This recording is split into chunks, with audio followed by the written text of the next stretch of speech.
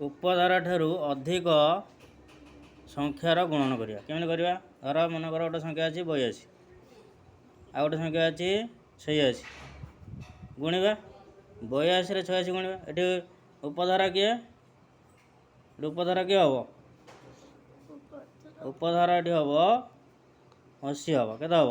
80। 80 କି 80 ଆମେ ଲେଖିଦେବା 8 ଗୁଣ 10ର 8 ଗୁଣ ହେଲା। ଆଧାର କିଏ ଏଠି? ଆଧାର ଏଠି ହେବ 10 ହେଲା। ତାହେଲେ ଏଇଟା 82ଟା ଉପଧାରାରୁ କେତେ ଅଧିକ? 2। ଏଇଟା 86ଟା କେତେ ଅଧିକ? 6 ଅଧିକ ହେଲା। ପ୍ରଥମେ ଆମେ କ'ଣ କରିବା? 2ରେ 6କୁ ଗୁଣିବା। 2ରେ 6କୁ ଗୁଣିବା, ବୁଝିହେଲା? ତାପରେ କ'ଣ କରିବା? 82ରେ 6କୁ ମିଶାଇବା। 82 ଯୁକ୍ତ 6 ହେଲା।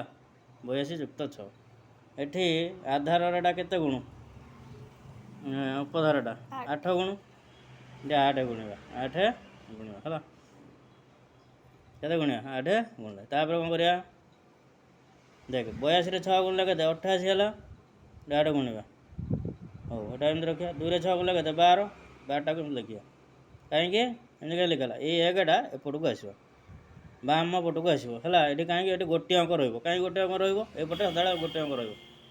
ଏ ଡାହାଣ ପଟେ ଗୋଟିଏ ଅଙ୍କ କାହିଁକି ରହିବ? ଏଠି ଆଧାର ଅଛି କେତେ? ଆମର 10 ଅଛି। 10ରେ ଗୋଟେ ଶୂନ ହେଲା। ତେଣୁ ଏଠି ଗୋଟିଏ ଅଙ୍କ ରହିବ। କେଉଁ ଡାହାଣ ପଟୁ? ଏଇ ଅଙ୍କଟା ଆସିବ ବାମ ପଟକୁ। ହଉ ଆଗେ 88ରେ 8 ଗୁଣିଲା। କେତେ ଦେଖିବା ଗୁଣିବା? 8ରେ 8 ଗୁଣିଲେ 8 ଅଷ୍ଟନା 64। 64ରେ 4 ନେଲା 6। 8 ଅଷ୍ଟନା 64। 64 6 70 ହେଲା। ଏଇ 1ଟା ତଳକୁ ଆସିଲା। 2 କି 2 ରହିଲା। ତାକୁ ମିଶାଇ ଦେବା। 2 ଏଇଟା 5 ଏଇଟା 0 7 କେତେ ହେଲା? 7052। ବୁଝିପାରିଲ? ଉପଧାରା ଠାରୁ ଅଧିକ ସଂଖ୍ୟା ଥିବା କେମିତି ଗୁଣ ହେଲା? କେତେ ହେଲା? 7052 ହେଲା। ବୁଝିହେଲା? ଏଇଭଳି ଭାବରେ କରାହେବ।